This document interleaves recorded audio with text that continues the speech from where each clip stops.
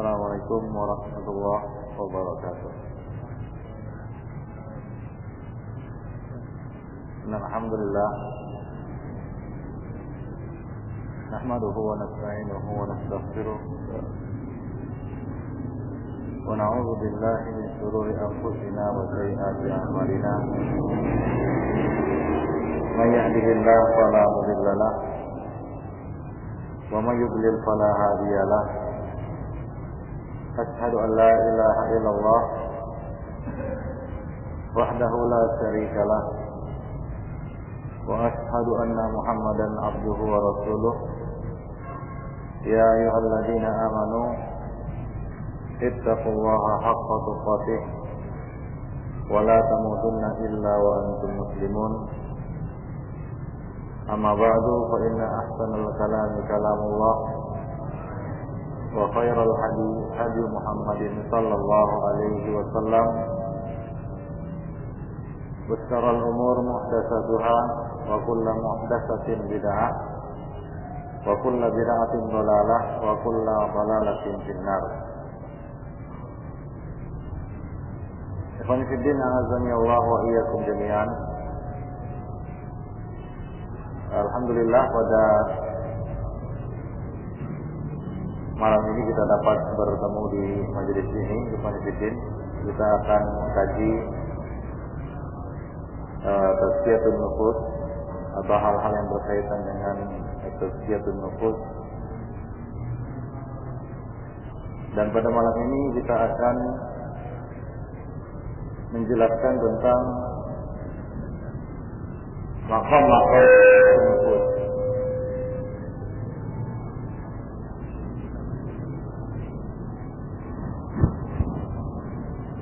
Maqam-maqam tazkiyatun nufus.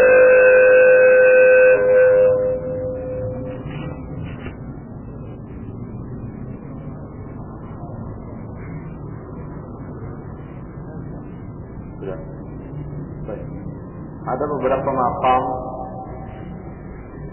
yang dilewati atau harus dilewati oleh seorang yang ingin menyucikan atau membersihkan dirinya.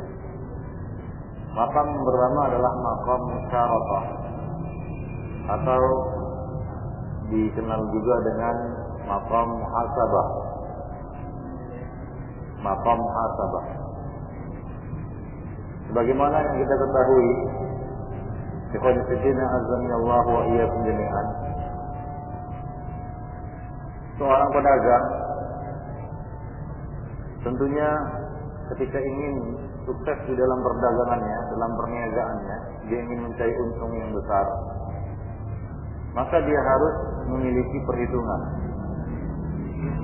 Dia harus memiliki perhitungan yang tepat. Demikian pula dalam perjalanan seorang insan di dunia, dalam perdagangannya yang sangat agung, yaitu perniagaan akhirat, dia perlu mengadakan muhasabah, audit ataupun pemeriksaan sejauh manakah langkah yang telah diambilnya, apakah mengarah kepada keuntungan atau kerugian. Sebuah perusahaan perlu mengadakan muhasabah. Kalau tidak, maka bisa saja perusahaan itu mengarah kepada kehancuran sementara pemiliknya tidak menyadarinya.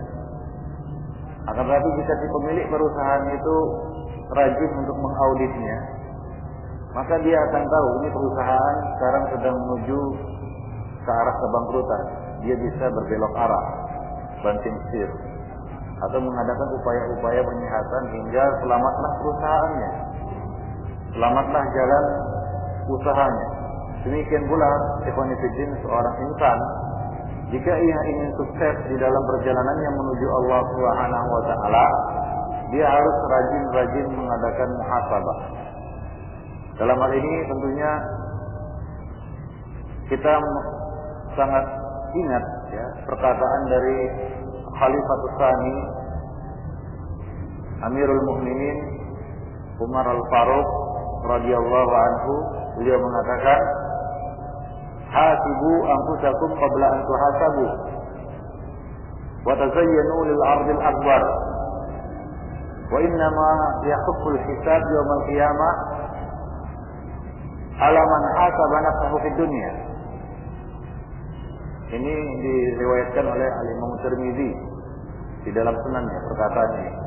Dan ini syaratnya sahih sampai kepada Umar bin Khattab radhiyallahu anhu. Yang artinya, hisablah diri kamu sebelum kamu dihisab. Wa tazayyanu lil ardil akbar. Berhiaslah kamu untuk menghadapi al-ardul akbar, yaitu dibangkitkannya manusia di padang mahsyar. Namanya al-ardul akbar. Yaitu ketika amal-amal perbuatan manusia ditampakkan kepada pengamalnya atau pelakunya. Kita akan melihat dengan mata kepala kita pada hari kiamat apa yang kita lakukan. Wa may ya'mal mithqala dzarratin khairan yarah, wa may ya'mal mithqala dzarratin khairan yarah, wa may ya'mal mithqala dzarratin syarran yarah. Itulah dia al-ardul akbar. Ditampakkannya amal-amal. La yughadiru saghiratan wa la kabiratan illa ahsaha. Tidak tersisa yang kecil maupun yang besar kecuali Allah Subhanahu wa taala telah menghitungnya. Wa innama yakhifful hisab. Sesungguhnya akan terasa ringan hisab itu pada hari kiamat nanti ala man hasaba nafsahu fid dunya. Atas orang-orang yang telah lebih dulu menghisab dirinya di dunia. Artinya tentunya dia lebih siap, dia lebih tahu. Ya, dia bisa berhitung. Orang yang banyak berhitung, orang yang banyak berhisab sebelum waktunya, tentunya dia akan lebih siap. Ibnu Siddiq rahimani wa rahimakumullah. Oleh karena itu, Ibnu Siddiq maqam pertama di dalam tazkiyatun nufus adalah maqam muhasabah, yaitu seorang insan kita katakan menghitung dirinya. Ya, menghitung dirinya, menghitung amal perbuatannya, ya, menghitung kesalahannya, menghitung amal kita katakan amal ibadahnya, yaitu untuk menambahnya, ya, untuk meningkatkan ibadahnya. Dan dia menghitung kesalahannya adalah untuk bertaubat darinya. Baik kebaikan, amal saleh maupun kejahatan, yaitu dosa, itu harus dihisab atau harus dihitung. Ya, tentunya amal kebaikan kita hitung untuk meningkatkan kualitas diri kita. Artinya tentunya walau hitungannya sekarang 8, maka kedepannya kita ingin hitungannya 9. Begitulah kondisi. Dan dosa tentunya hitungannya ke bawah. Kalau dulu ya 8, maka tahun depan atau waktu-waktu berikutnya bisa berkurang menjadi 7 atau kita katakan hilang sama sekali. Jadi untuk bertaubat darinya. Kondisi dina azani Allah wa iyyakum jami'an. Nah, kemudian kondisi dina azani Allah wa iyyakum jami'an, maqam yang kedua setelah maqam muhasabah adalah maqam al-muraqabah. Maqam al-muraqabah. Muraqabah artinya adalah selalu memperhatikan kedudukan diri terhadap Allah Subhanahu wa taala, yaitu sejauh manakah jarak saya dengan Allah Subhanahu wa taala. Ini namanya muraqabah. Seseorang harus menghitung dirinya, jarak antara dirinya dengan Allah Subhanahu wa taala. Ya, semakin dekat dirinya kepada Allah Subhanahu wa taala, maka semakin tinggi nilai muraqabah. Itulah hakikat dari muraqabah, yaitu seorang hamba menghitung dirinya sejauh manakah ya, antara dirinya dengan Allah Subhanahu wa taala. Maka dari itu qanisatina azani Allah wa iyyakum jami'an, muraqabah ini dapat diwujudkan dengan banyak-banyak bertakarrub kepada Allah Subhanahu wa taala. Allah Subhanahu wa taala telah mengatakan di dalam sebuah hadis qudsi yang diriwayatkan oleh Imam Al-Bukhari, ya, sesungguhnya tidaklah hambaku itu mendekatkan diri kepadaku dengan amalan-amalan sunat, ya, melainkan aku akan mendekati dirinya. Jika dia datang kepadaku dengan berjalan, aku akan datang kepadanya berlari. Jika dia datang dengan berlari, maka aku datang dengan yang lebih cepat dari itu. Demikian kondisi dina azani Allah wa iyyakum jami'an. Jadi maqam yang kedua adalah maqam al-muraqabah, yaitu Ini disebutkan dalam hadis Rasulullah sallallahu alaihi wasallam, "Anta abudullaha ka'annaka tarah, fa in lam takun tarahu fa innahu yarak." Engkau menyembah Allah Subhanahu wa taala seolah-olah engkau melihatnya, dan jika engkau tidak melihatnya maka sesungguhnya dia melihatnya. Ini adalah muraqabah di dalam ibadah. Muraqabah di dalam ibadah yaitu istihdar azamatullah, menghadirkan keagungan Allah Subhanahu wa taala dalam ibadah. Menghadirkan Allah Subhanahu wa taala di dalam ibadah. Ya. Sahib hadzal maqam, orang yang sudah sampai kepada maqam ini, ka'annahu yara Allah Subhanahu wa taala fawqa samawatihi wa 'ala 'arsyihi. Seolah-olah dia melihat Allah Subhanahu wa taala di atas langitnya dan di atas arasnya. Mutatalli'an ibadahu, yang senantiasa melihat hamba-hambanya, nadhiran ilaihim, dan menyaksikan apa yang dilakukan oleh hamba-hambanya. Jadi dia merasa sangat dekat kepada Allah Subhanahu wa taala. Kedekatan yang membuat dia takut kepadanya, muncul perasaan khasyah. Itulah hasil dari muraqabah. Ya, jadi sejauh mana seorang itu kedekatannya kepada Allah Subhanahu wa taala. Dia mengukur kedekatannya kepada Allah Subhanahu wa taala. Dia seolah-olah mendengar firman Allah Subhanahu wa taala. Ya, dia merasa bahwasanya Allah Subhanahu wa taala menyaksikan dan memperhatikan dirinya. Wa ka'annahu yasma'uhu wa huwa yatakallamu bil wahyi. Seolah-olah dia mendengar Allah Subhanahu wa taala berbicara, menyampaikan wahyu kepada hamba-hambanya. Wa yukallimu 'abdahu Jibril. Berbicara kepada hambanya yaitu malaikat Jibril, memerintahkan dan melarang dari beberapa perkara. Nah, inilah maqam al-muraqabah. Seperti yang dikatakan dalam hadis Rasulullah sallallahu alaihi wasallam, "Anta abudullaha ka'annaka tarah, wa in lam takun tarahu fa innahu yarak." Yaitu di dalam ibadah. Kalau makam yang pertama tadi, makam muhasabah, kita meningkatkan diri kita dengan amal ibadah dan menjauhkan diri dari perbuatan dosa, maka makam yang kedua ini, yaitu makam muraqabah ini, seseorang yang melakukan pendekatan diri kepada Allah Subhanahu wa taala di dalam ibadahnya. Jadi ini tingkatan yang lebih daripada muhasabah, yaitu seseorang bagaimana memanfaatkan ibadahnya. Sekarang ini banyak orang-orang yang beribadah tapi tidak muraqabah di dalam ibadah. Ya, banyak orang-orang yang sholat tapi tidak muraqabah di dalam sholat. Ya, orang yang muraqabah di dalam sholatnya inilah yang sampai kepada maqam al-muraqabah, maqam al-ihsan.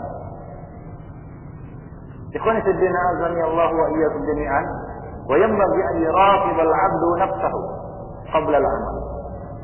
Seorang hamba seharusnya mengawasi dirinya sebelum beramal. Wa fil amal wa ba'dal amal. Jadi ada 3 tingkatan yang harus diperhatikan, yang harus dia lakukan muraqabah, pengawasan. Yang pertama adalah qabla al-amal, sebelum dia beramal. Wa fil amal, ketika dia beramal, dan ba'dal amal, sudah dia beramal. Jadi dia harus senantiasa muraqabah pada 3 waktu ini. Yang pertama adalah qabla al-amal. Hal harrakahu alaihi hawan nafs. Apakah yang mendorongnya, yang menggerakkan dirinya untuk beribadah itu adalah hawa nafsu, atau talabu jahin wa riyasah, atau untuk mengejar ya keutamaan ataupun sebutan ataupun pujian ataupun kita katakan jabatan, kedudukan. Atau maqlamin zail, atau harta yang fana. Awid dafi' fara'ahu wa'idallah wahdah. Atau yang menjadi pendorongnya adalah, yang menjadi penggeraknya adalah mencari ridha Allah Subhanahu wa taala. Fa in kana lillah amdah. Jika itu dia lakukan tujuannya lillah, mencari ridha Allah Subhanahu wa taala, maka silakan dia lanjutkan. Wa illa tarahu. Dan jika tidak, maka dia perbaiki niatnya. Inilah dia ikhlas. Subhanahu wa ta'ala azani Allah wa iyyakum. Ya. Jadi ketika seorang akan beramal, dia periksa niatnya. Kalau yang menjadi pendorongnya adalah keikhlasan kepada Allah Subhanahu wa taala, maka segera dia lakukan amal itu. Tapi kalau ternyata di sana ada tujuan-tujuan lain selain Allah Subhanahu wa taala, misalnya mengejar riyasah, jabatan, kedudukan, pujian, sebutan atau lain sebagainya selain ridha Allah Subhanahu wa taala, maka langkah yang harus diambilnya adalah memperbaiki niatnya. Janganlah dia menahan ataupun tidak jadi beramal karena memiliki niat yang melenceng. Yang harus dilakukannya adalah memperbaiki niatnya terlebih dahulu, lalu setelah niatnya lurus, lakukanlah amal tersebut. Itulah langkah yang harus diambilnya. Banyak orang yang salah kaprah di dalam bab ini. Mereka ketika dia lihat, ketika dia periksa hatinya, ternyata yang ingin dia mendorong dirinya untuk beramal itu adalah tujuan-tujuan selain Allah, yaitu tujuan-tujuan duniawi, maka dia tinggalkan amal itu sama sekali. Nah ini keliru, ikhwan-fillah. Ya, yang harus diambilnya, langkah yang harus diambilnya adalah memperbaiki niat terlebih dulu, kemudian dia lanjutkan amal itu. Selama amal itu adalah amal yang saleh. Misalnya seorang ingin salat, ya, ingin salat malam, tapi ternyata tujuannya adalah karena sesuatu selain Allah Subhanahu wa taala, ingin mendapatkan pujian mertua misalnya. Kebetulan sedang bertamu bertandang ke rumah mertua. Maka apa langkah yang harus diambilnya? Bukan dia tidak mengerjakan salat malam gara-gara itu, tapi dia perbaiki dulu niatnya, ya. Dia perbaiki dulu niatnya, baru kemudian dia mengerjakan. Nah, begitu ikhwan fillah, azani Allah wa iyyakum. Jadi islahun niat. Dia perhatikan dulu, dia lihat dulu, ya, dia awasi dulu niat. Nah, kalau ternyata ikhlas tidak ada tujuan-tujuan lain, maka segera lakukan. Ya, bersegera untuk mengerjakan amal. Nah, demikian. Tapi kalau ternyata ada tujuan-tujuan lain selain Allah Subhanahu wa taala, maka yang perlu dia lakukan pertama kali adalah memperbaiki, meluruskan niatnya, baru melakukan amal tersebut. Ya, jangan beralasan, saya enggak jadilah beramal, kenapa? Saya ria. Nah, ini salah.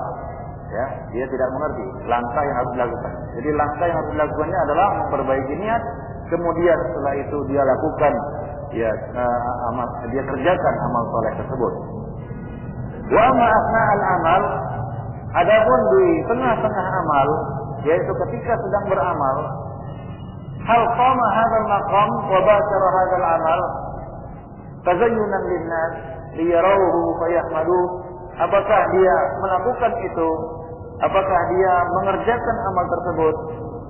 Dia berbagus, dia berindah, ya, dia buat baik, dia buat sempurna, karena dilihat oleh orang lain agar dipuji. Au khafat Allah yarahun nas, atau karena takut kalau tidak dilihat oleh orang lain, ya, wah, dia tunjukkan amalnya, dia sholat berjamaah karena takut nanti dibilang munafik, atau diejek oleh temannya, atau hal lain. Ya, ada sebagian orang yang melakukan amal karena takut orang lain. Wah, bagaimana nanti? Ya, kalau dilihat oleh orang lain. Maka dia pun mengerjakan atau meninggalkan satu perkara atau satu amal karena takut atau ingin dilihat oleh orang lain. Nah, ini asna'al amal. Ini pada saat dia beramal. Ya, maka dia lihat apakah dia lakukan itu lillah, apakah ketika dia beramal itu dia tetap berada di atas keikhlasannya atau sudah bergeser. Ya, ketika dia beramal, dia dilihat oleh orang lain, kemudian dia muncul keinginan untuk dipuji, atau takut kalau tidak dilihat oleh orang lain, kemudian mereka mencelanya. Aw annahu sana'a dzalika liyarahu Allah haitsu amarahu. Atau dia kerjakan itu agar Allah Subhanahu wa taala melihatnya seperti yang Allah perintahkan kepada dirinya. Fa in kana lillah amdha. Jika itu tetap berada di atas niat yang ikhlas lillah, maka teruskanlah. Wa illa istaghfirillah. Kalau tidak, maka minta ampunlah kepada Allah Subhanahu wa taala, istighfar, dan kembalikanlah niat kepada tempatnya. Ya, kembalikan niat kepada realnya. Demikian ikhwan fillah. Jadi di tengah-tengah amal itu muncul juga gangguan-gangguan. Ya, kadang-kadang muncul setan, ya, seperti di dalam salat, ya, datang setan untuk mengganggunya. Ya, ada setan yang mengganggu manusia ketika salat. Ya, begitu diadzankan atau berkumandang azan, setan itu lari. Nah, begitu selesai azan dia datang kembali untuk merusak niat-niat manusia sebelum sholat. Nah begitu iqamah dikumandangkan, lari lagi setan itu. Nah selesai iqamah, datang lagi dia untuk mengganggu manusia asna al-amal, asna as-salat. Ketika dia sedang salat, datang lagi setan tersebut, yaitu khinzir. Nah, yang pertama kali dirusak adalah hatinya, niatnya. Demikian ikhwan azan ya Allah wa iyyakum. Nah itu adalah muraqabah asna al-amal, muraqabah pada saat kita beramal. Kemudian ba'dal amal, adapun muraqabah ba'dal amal adalah fahal tuhibbu an tuhmada ala fi'lihi, apakah dia ingin dipuji atas perbuatannya itu, wa yusna alaika bisababihi, atau ingin dipuji karena perbuatan atau amal yang dilakukannya itu, wa tatlubu minan nas zalika tasrihan aw talmihan, atau engkau menginginkan hal itu baik itu secara langsung maupun tidak langsung, nyata ataupun tersembunyi. Faman lam yaf'al, atau dia ingin supaya amalnya itu tersebar luas ke tengah-tengah manusia, yaitu jatuh kepada sum'ah. Nah ini harus diperhatikannya. Boleh jadi seorang itu melakukan amalan tanpa dilihat oleh orang lain, artinya dia lakukan itu seorang diri. Namun setelah dia lakukan itu muncul setan mengganggu hatinya atau mengganggu keikhlasannya, mengusik keikhlasannya. Maka dibisikkanlah sum'ah ke dalam hatinya. Maka dia pun memperdengarkan amalnya itu kepada orang lain. Dia buka cerita dengan tujuan langsung maupun tidak langsung agar manusia memujinya atau mengetahui apa yang dilakukannya. Nah muncullah sum'ah ke dalam hatinya. Masuklah sum'ah ke dalam hatinya, ikhwan fillah azan ya Allah wa iyyakum jami'an. Baik. Akan tetapi ikhwan fillah di sana ada busra, yaitu kita tidak ingin hal itu tersebar, tapi tersebar. Nah itu adalah busra, yaitu kabar gembira bagi orang mukmin. Diriwayatkan dari Abu Dzar Al-Ghifari radhiyallahu anhu, qala ya Rasulullah, ara'aita ar-rajul ya'malu al-'amal min al-khairi yahmaduhu an-nasu 'alaihi, qala tilka ajlul busra al-mu'min. Abu Dzar Al-Ghifari berkata, ya Rasulullah, bagaimana kalau seorang laki-laki melakukan satu amalan, yaitu amal kebaikan, lalu orang-orang memujinya.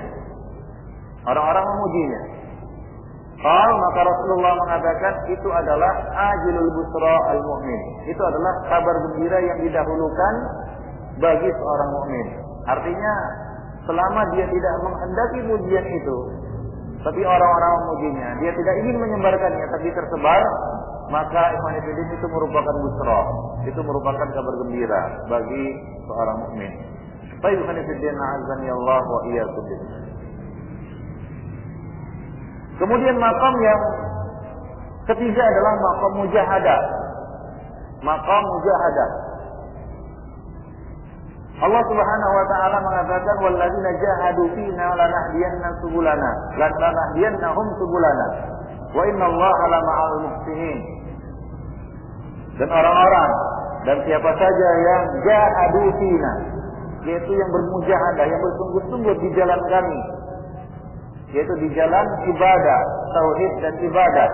Karena manusia itu diciptakan oleh Allah Subhanahu wa taala untuk tauhid dan ibadah, untuk beribadah dan ditujukan semata-mata kepada Allah Subhanahu wa taala. Itulah dia jalan yang Allah Subhanahu wa taala gariskan kepada umat manusia. Dan orang-orang yang bersungguh-sungguh di dalam hal itu, ya di jalan kami itu, lanahdiyannahum subulana. Kami akan membimbing mereka kepada jalan kami. Allah Subhanahu wa taala akan membimbing dia di atas jalan ibadah. Allah Subhanahu wa taala akan membimbing dia kepada jalan hidayah. Wa innallaha lama'al muhsinin. Sungguhnya Allah Subhanahu wa taala bersama orang-orang yang berbuat baik, orang-orang yang muhsinun. Ikhwan fillah azani Allah wa iyyakum. Jadi maqam mujahadahnya adalah maqam di mana seorang insan itu mempertahankan ibadahnya. Ya, mempertahankan kita katakan tingkatan ibadahnya, kadar ibadahnya. Nah inilah yang sulit. Ya, setelah muhasabah dan setelah muraqabah, maka konsistensinya ini yang penting. Bagaimana dia tetap menjaga dengan kesungguhan hatinya ibadah-ibadah tersebut. hingga dia konsisten dalam setiap ibadah yang dilakukannya, dia tetap muhasabah dan muraqabah. Ya, kadang-kadang iman itu naik turun. Dan untuk menjadikan grafik iman itu tetap meningkat, kalaupun turun tidak jatuh secara drastis, inilah yang dikatakan sebagai maqam mujahadah. Ya, mustahil kita tidak mengalami penurunan iman. Pasti itu. Ya, grafik manusia itu, keimanannya itu bergelombang. Kadang-kadang ngedrop, kadang-kadang naik. Nah, orang-orang yang tidak mujahadah, yang tidak sungguh-sungguh di jalan Allah Subhanahu wa taala, bisa jadi ketika ngedrop jatuh. Ya, hingga keluar. Bahkan ada yang keluar dari lingkaran iman, waliyadzubillah. Ya, ada yang jatuh sampai ke dasar. Tapi ada yang berhenti kemudian naik lagi. Hanya para nabi yang grafiknya terus naik. Ya. Adapun manusia biasa, ya, umat para nabi, para anbiya seperti kita, ya tentunya grafiknya naik turun. Al-iman yazid wa yanqus. Iman itu naik dan turun. Artinya ada gerakan di mana iman itu naik, meningkat, ya kita katakan ibadah kita dan kualitas ibadah kita, dan ada waktu di mana kualitas ibadah menurun dan ibadah sendiri menurun, kuantitas maupun kualitas. Kuantitasnya menurun, kualitasnya menurun. Nah, disitulah pentingnya mujahadah. Ya, kita sungguh-sungguh untuk mempertahankan konsistensi ibadah kita. Konsistensi apa? Istiqomahan di dalam beribadah, di dalam muraqabah dan muhasabah tadi. Bukan itu dinahazanillahu wa iyyakum jami'an. Nah, kemudian maqam yang kelima atau yang keempat adalah maqam at-taslim.